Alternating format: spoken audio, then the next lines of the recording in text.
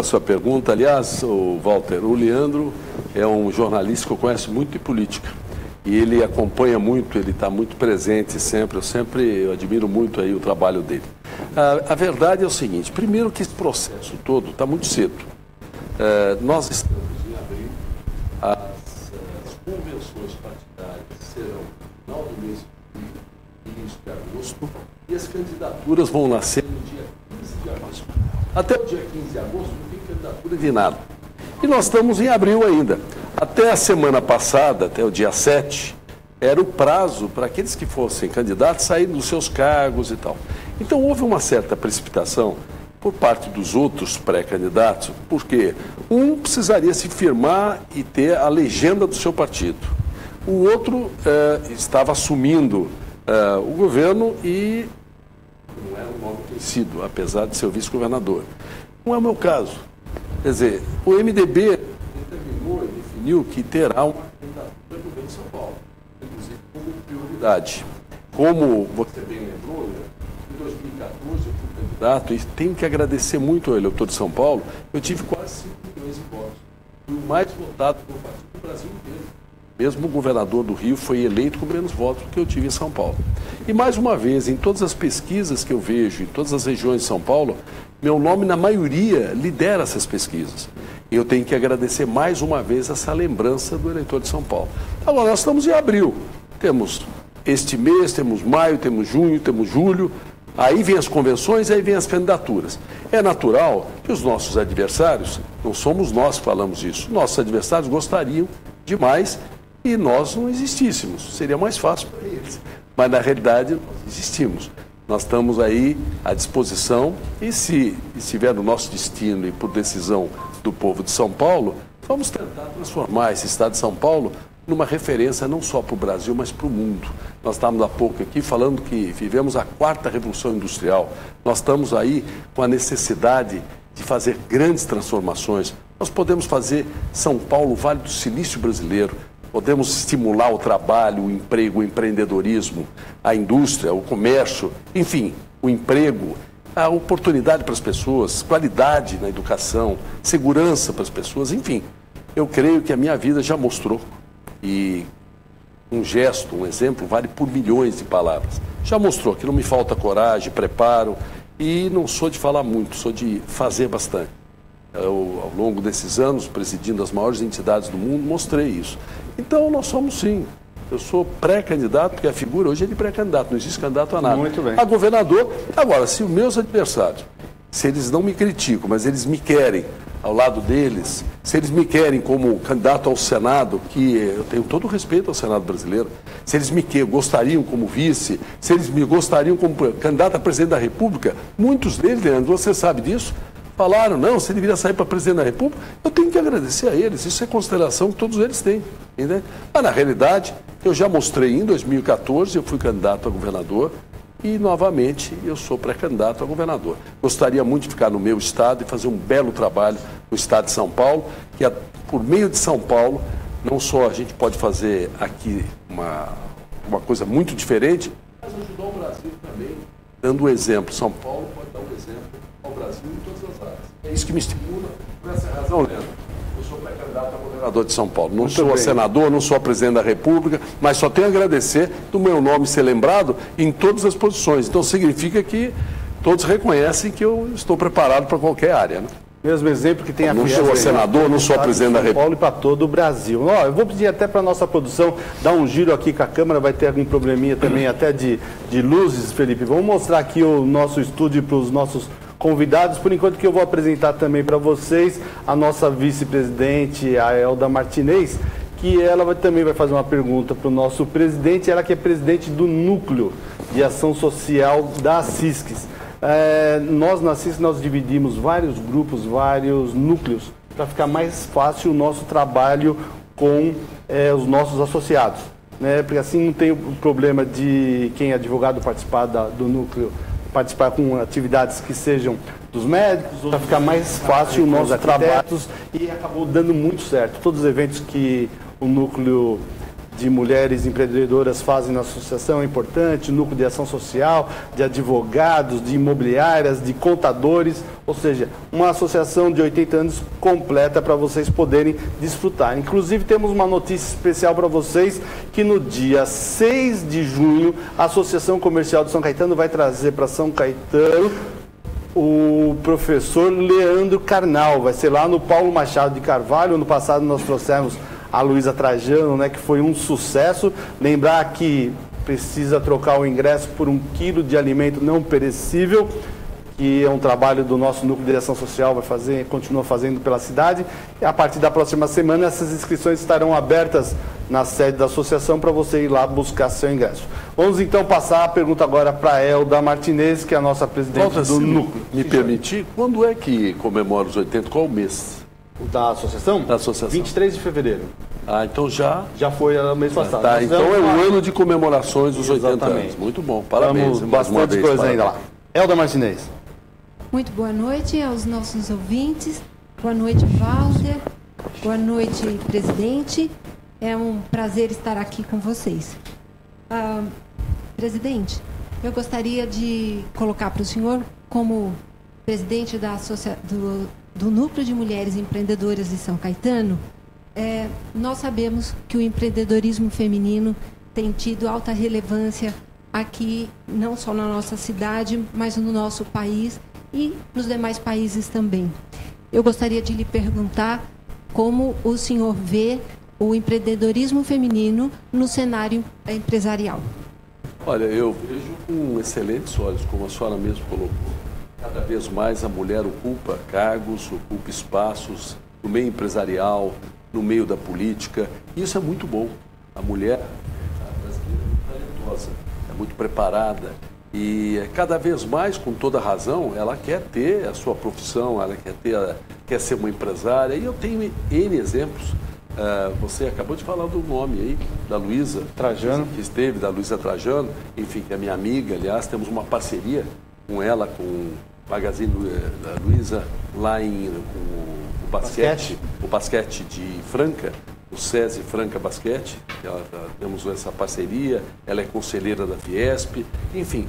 E quero lhe dizer que lá na Fiesp nós temos até uma presença feminina pequena, porque a diretoria da Fiesp, ela vem dos sindicatos.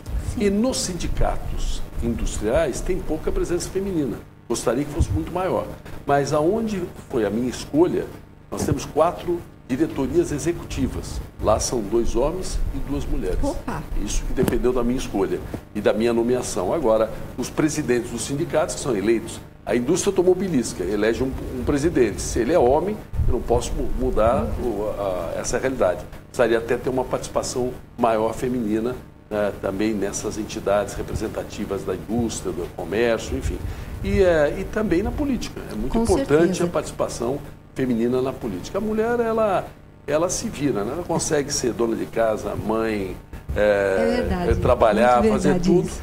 Ela, a maior parte dos casos, ela demonstra assim uma competência muito grande, assim, até incomparável aí com alguns homens que acham ruim com isso, mas não tem que achar ruim de nada, porque nada melhor do que uma boa profissional, e também temos que respeitar os bons profissionais. Mas a mulher é muito bem-vinda no mundo empresarial e eu vejo isso com ótimos olhos. Obrigado, Elda. Muito obrigada. Obrigado a você. Vamos lá, nós temos aqui também no nosso estúdio o jornalista Rafa Souza, tem o nosso programa aqui todo dia na programação da NGT, que vai fazer a próxima pergunta para o nosso presidente. Rafa. Presidente, prazer em reencontrar.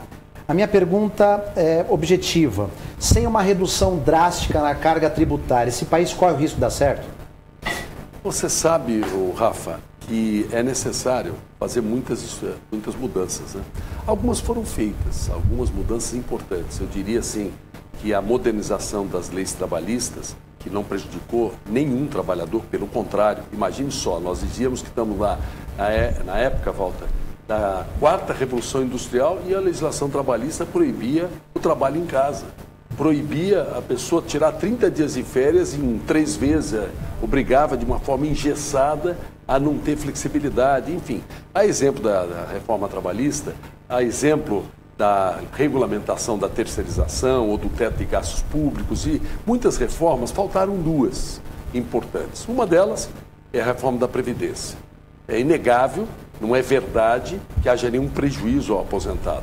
Terá prejuízo ao aposentado se não houver uma reforma da Previdência, porque a verdade é que no ano passado houve um estouro, um déficit de 280 bilhões. Imagine só, um país não é diferente de uma dona de casa, de uma empresa, de uma família. Você tem receita e despesa. Quando você tem uma conta que não fecha, que gasta muito mais do que arrecada, um dia a bomba estoura. Então é necessária uma reforma da Previdência, mas também é necessária uma reforma tributária.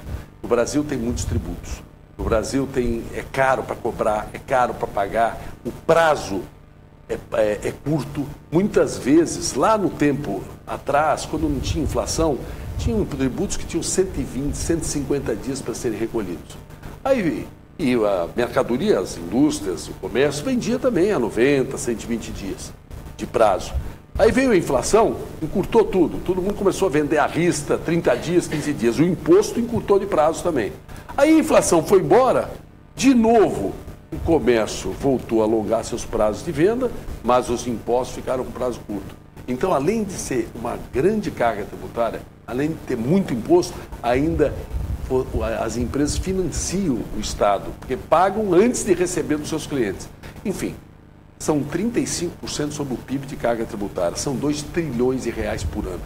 Agora, além disso, o serviço público é muito ruim. Então é necessário, Rafa, sim, ter menos impostos, é necessário ter mais agilidade, mais modernidade, mais simplicidade, e é necessário que aqueles impostos que se paguem sejam bem utilizados, com respeito aos contribuintes, com retorno, com qualidade no serviço público, seja na segurança, na educação, na saúde, na infraestrutura, no transporte público, enfim.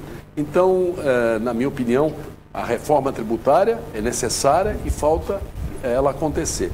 Mas, e quero lembrar que em 2015, exatamente por essa preocupação com os impostos, nós lançamos a campanha do Pato. Colhemos 1.200.000 assinaturas. O Pato de 2015... Deixa eu segurar o Pato aí. Não, esse é o sapo. Esse é o sapo. O Pato eu não trouxe. Estou contando a história do... Já eu chego no sapo. O Pato de 2015 para até hoje, e diversas vezes, quando houve ameaça de aumento de impostos, ele saiu na rua e segurou o aumento de imposto. Diversas vezes. Eu diria assim, mais do que 10 vezes. Então ele cumpriu a sua missão e ficou famoso, viu, Walter? Ficou tão famoso que está no Museu de Londres, como símbolo de um dos grandes movimentos mundiais que tiveram. Eu até, quando me passaram a notícia, eu pensei que era uma brincadeira. E não era não, é verdadeiro. Então o Pato virou celebridade. E como toda celebridade, tem quem gosta e tem quem não gosta. Então no carnaval alguém fez lá, pôs o Pato, mas mais um tom de crítica, mas isso é o custo da celebridade. E nos grandes movimentos hoje o Pato também está aparecendo. Aparece para tudo que é lado. Porém, além dos impostos, nós temos um grave problema no Brasil, que são juros altos. Imagine só, Walter. O seu João, há 10 anos, pegou R$100 e pôs na caderneta de poupança. O seu João hoje tem R$198. O seu Pedro, no mesmo dia, ele usou o seu cheque especial, o cartão de crédito, no valor de R$100, há 10 anos. No mesmo dia que o seu João pôs na caderneta de poupança. Ele está devendo R$4.394.000. Ou seja, é um absurdo. Inflação de 3% e 330% de taxa de imposto, de juros, é um absurdo. É maltratar a sociedade. Um exemplo disso é tão absurdo os juros. Eu sou um defensor do lucro. É bom, as empresas têm que ter lucro. Isso faz parte, vamos dizer, de um bom resultado e tal. Mas você não pode quando tem um abuso, uma distorção do mercado. Os bancos não têm concorrência. Tanto é que o lucro dos 5 principais bancos brasileiros no ano passado foi maior do que as 260 empresas brasileiras de capital aberto. Isso, alguma distorção tem.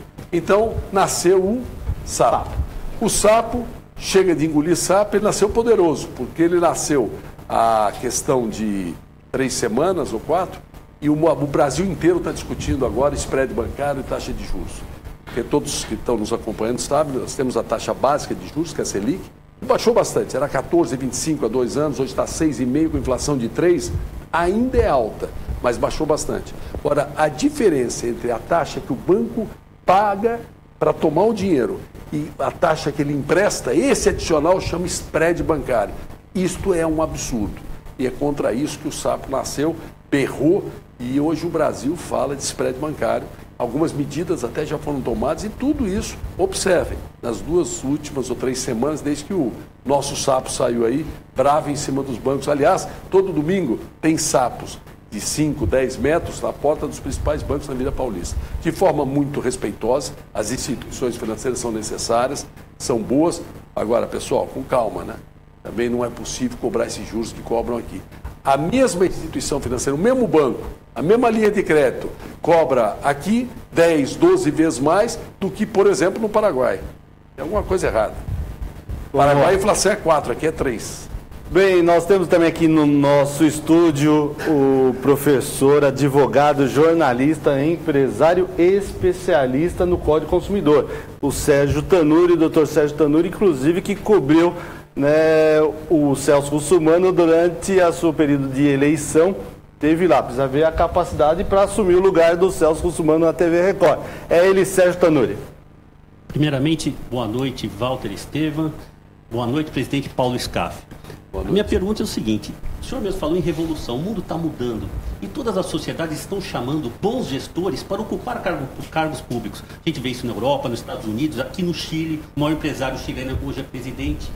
E no caso do senhor, presidente da maior instituição do mundo, porque a Fiesp, se eu não me engano, tem 150 mil associados, presidente do SESI, do Senai, ou seja, bom gestor, incontestável. Mas a minha pergunta é: o senhor é casado, pai de 5 filhos, bem-sucedido na vida profissional, familiar. O que o motiva a largar essa vida boa que o senhor tem para ser governador do principal estado da nação? Ô Tanuri, a sua pergunta é excelente, na boa. Porque eu faço essa pergunta para mim muitas vezes e muitos me fazem essa pergunta. Eu vou lhe dizer, você entra quase no campo espiritual. O próprio Papa Francisco, em 2013, ele numa fala dele, ele disse o seguinte, ele convocou os cristãos dizendo, não deem de Pilatos, não lavem as mãos. O cristão tem que se envolver na política, porque a política é a melhor forma de caridade, porque se preocupa com o bem comum. Não há nada mais bonito que a política. A política hoje no Brasil, você falar isso, pode ter uma interpretação errada, porque está todo mundo xingando os políticos, todo mundo achando que política não presta. Política presta e muito. Nós, numa democracia, você tem a política. Sem política não tem democracia. E a operação, quem opera na política, quem faz, vamos dizer, são os políticos. E por isso que o importante não é dar as costas para os políticos, ou para a política, ou para a democracia. O importante é ter consciência e responsabilidade, e num ano como esse, de eleições gerais, votar certo, escolher as pessoas certas, ver o que as pessoas fizeram nas suas vidas, se foram honestas, se foram corretas, se são do trabalho, se são responsáveis, se são corajosas, se realizaram coisas. E certamente quem fez coisa boa vai fazer coisa boa, e quem fez coisa ruim, normalmente acaba continuando a fazer coisas ruins. Então eu entro, respondendo sua pergunta, Tanuri, na verdade, eu entro quase no campo espiritual, de sair desta visão meio generalizada, que político não presta, e me colocar de uma forma, vamos dizer, que me estimule em poder contribuir e ajudar as pessoas. Tem 2 palavras que são minhas regras na política: amar e servir. E essas 2 palavras, para mim, são muito profundas. Então, o que me estimula, respondendo a você, se um dia tiver no meu destino ser governador de São Paulo, é poder servir mais. A mesma vibração que eu tive hoje, durante o dia, no SESI, no Senai, com inovação, com inauguração, com criança, com adulto, enfim, essa vibração multiplicada por muitas vezes eu poderei ter, logicamente, no governo de São Paulo. Por maior que sejam as nossas entidades, e são maiores do que muitos estados brasileiros, é verdade, mas é incomparável o tamanho, enquanto nós trabalhamos com um número de alunos muito menores que o Estado, a situação do Estado, vamos dizer, o orçamento do Estado de São Paulo é de 210 bilhões de reais. Isto é o tamanho do orçamento de um país. Tem muitos países que não têm esse valor de orçamento. É diferente dos 2 ou 3 bilhões de reais que nós trabalhamos nas nossas entidades, por maior que seja. Então, por essa razão, é por querer servir mais. Por isso que eu digo, eu deixo na mão do destino. E se for para ser, estou feliz. Se não for, vou agradecer a Deus, porque tudo que eu faço com muito carinho, muito amor. Meu trabalho é voluntário em todas essas entidades e a maior parte do meu tempo é dedicada voluntariamente a essas entidades. Meus negócios, minhas coisas, eu tenho 5 filhos, um deles me acompanha, meu sócio me ajuda muito nisso. Todos os outros estão bem encaminhados, têm um bom exemplo, são sérios, trabalhadores, enfim.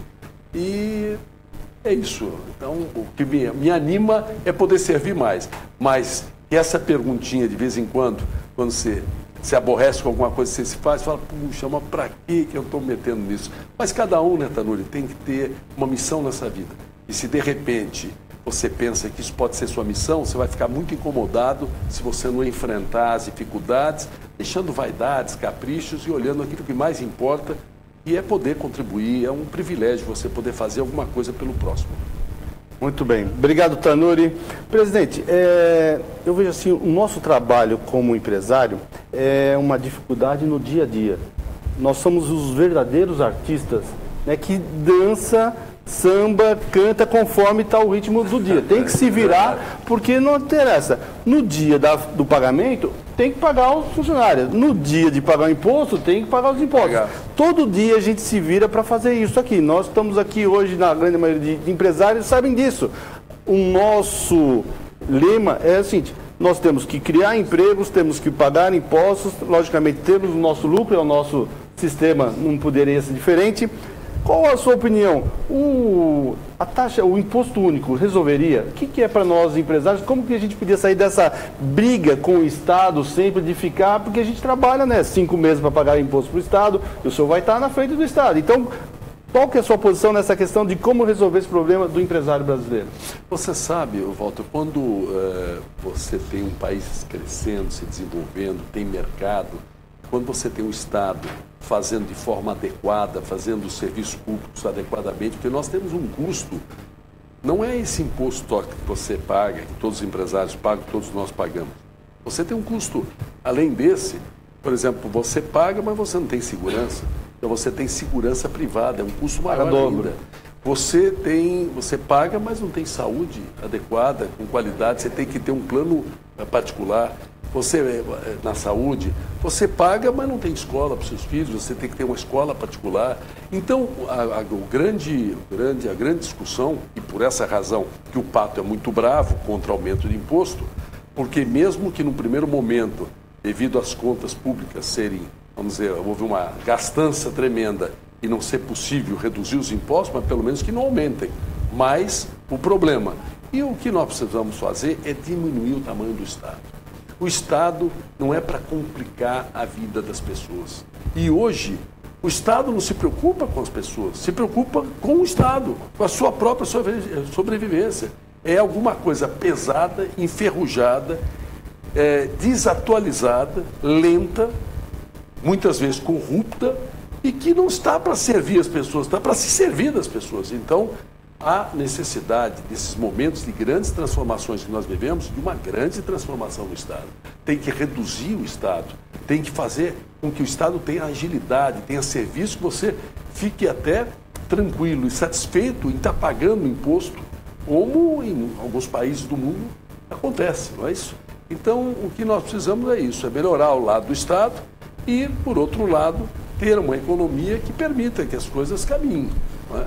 A questão do prazo também. A empresa, muitas vezes, você tem que tomar dinheiro emprestado, os juros caros, num país que não tem crédito, porque se adianta o pagamento do imposto, você paga antes de receber o produto da sua venda. Então tem que fazer um ajuste dessas coisas e, nesse sentido, é natural falar assim, não, vamos reduzir os impostos, tem que ter responsabilidade. Há um orçamento no Estado, um orçamento da União que tem que ser cumprido, mas aumentar mais imposto, se não conseguiram resolver com qualidade as coisas com 2 trilhões de reais, não adianta. Quando você tem desperdício, quando você tem má gestão, quando você não tem governança, quanto mais recurso, é como um tanque cheio de buraco. Você põe mais, vai tudo embora. Agora, quando você tem controle, aí a coisa dá resultado e você pode chegar até não só a melhorar a qualidade dos serviços públicos, atender melhor as pessoas, como até reduzir a carga tributária, reduzir os impostos. Porque há 20 anos o imposto era muito mais barato do que é hoje. Muito bem. Aumentou o imposto e piorou a qualidade do serviço. Presidente, nossa última pergunta do nosso jornalista Joaquim Alessi, que também tem um programa aqui no nosso TV ABC Repórter. Joaquim. Boa noite, Walter. Boa noite, presidente Paulo Scaff. Boa noite, Joaquim. Até peço desculpas ter chegado um pouco atrasado, mas eu estava em São Paulo cobrindo a posse do novo secretário estadual do Trabalho, Cícero Martinha, e ao fazer a cobertura eu estava refletindo sobre a perda da representatividade do ABC na política estadual e na política federal também. Gradativamente, ao longo dos anos, você vem perdendo essa representação. Lembro que quando Tito Costa era prefeito de São Bernardo, Lincoln Brito, se falava em lançar os candidatos ao Senado, até governador. O ABC tinha um peso, tanto político quanto econômico. E isso foi o berço da indústria, né, que o senhor conhece muito bem, perdeu muito ao longo desse tempo. Eu perguntaria, não o que o Estado pode fazer pelo ABC, mas o que o ABC precisa fazer para voltar a ser ouvido no Estado, a ter a representação no Estado que ele merece. Bom, é lógico que a representação depende de disposição e pessoas eleitas que sejam do ABC. Mas independente de terem pessoas do ABC lá representando o ABC, certamente pela importância do emprego, pela importância do comércio, pela importância da indústria, e reduziu, mas é muito importante ainda, pela importância da população do ABC, merece o respeito de qualquer governante, mesmo ele sendo ou não do ABC. É assim que eu vejo, com muita consideração e muito respeito a essa região. Quanto à questão do desenvolvimento econômico, o Brasil todo sofreu. Eu quero lembrar que, de forma mais recente, 2015, 2016, o Brasil, a economia brasileira caiu mais do que 3% ao ano. Nós chegamos a acumular 14 bilhões de desempregados. Enfim, foi uma situação de dor em todas as partes. Eu sei que o ABC sentiu muito, dependia muito da indústria automobilística, como você falou, muito concentrada aqui, se foi para outros locais, enfim. De qualquer forma, no momento em que o país retome o crescimento, a economia retome novamente o crescimento, e nós precisamos que isso aconteça de forma permanente, não é crescer um ano e crescer, e outro ano não crescer nada, no outro ano decrescer e depois voltar a crescer um ano. Nós temos que ter, a exemplo de muitos países do mundo, décadas de crescimento, de geração de riqueza, para dar oportunidade a esses milhões de jovens que entram no mercado de trabalho, para dar oportunidade a milhões de pessoas que moram no ABC, em outras regiões do estado de São Paulo, em outros estados do Brasil, enfim. Então eu diria que as coisas estão interligadas.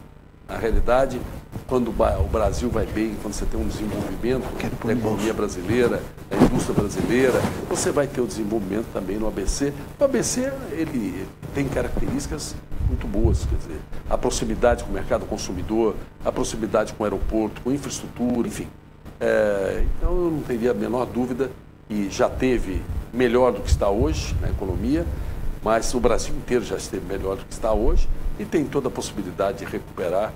É uma área do estado de São Paulo que tem que ser vista com muito carinho pelo potencial, pelo que ela representa, essa região do ABC, em todos os sentidos. Muito bem. Presidente, eu vou quebrar um pouquinho aqui o que nós tínhamos programado. Eu vou pedir até para o senhor pegar a caixinha no microfone e colocar no seu bolso para a gente ficar um pouquinho de pé aqui. Pois não. Para a gente resolver uma questão aqui. No último mês, na questão dos 80 anos da Associação Comercial, nós resolvemos fazer a medalha Samuel Klein, fundador das Casas Bahias, que nós estamos entregando para grandes personalidades que nós achamos que deva receber a medalha. A escola do Senai, para quem foi lá e viu o que vocês fizeram, é um diferencial. Convido vocês todos, vão lá conhecer, que não é só a questão da estrutura física, mas da questão pedagógica e da ideia que se tem lá de novidade. Como o senhor falou, inclusive pensando no futuro, né? Que não dá para só pensar agora. Ia pedir para minha esposa vir aqui trazer a medalha para entregar para o senhor. Uma homenagem aqui de todos os nossos diretores da Associação Comercial de São Caetano, a medalha Samuel Klein, que é o maior ícone do empresariado realmente do Brasil. Não pode dizer que não tem uma coisa para o senhor levar de presente para nós. Quero dizer a vocês que nos acompanharam, nosso muito obrigado de acompanhar essa entrevista. Muito obrigado. obrigado. Obrigado Você pela foi sua muito gentil, presença. muito obrigado por essa surpresa. Aliás, toda essa bela recepção aqui.